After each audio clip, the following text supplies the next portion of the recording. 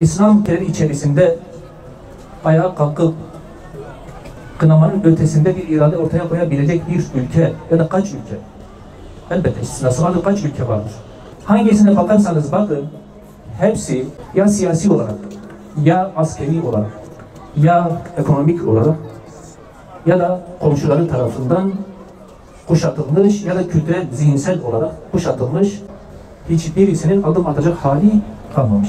Ümmet kuşatılmamış da kim kuşatılmış? Bugün ümmet kuşatılmış değerli kardeşlerim. Bu Kudüs'ün kuşatılması, ümmetin kuşatılmasıdır.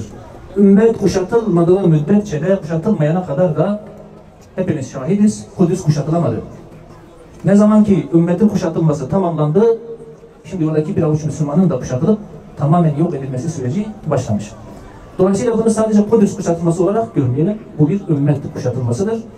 Ümmetin ne yapıp edip bu kuşatmayı yarması lazım.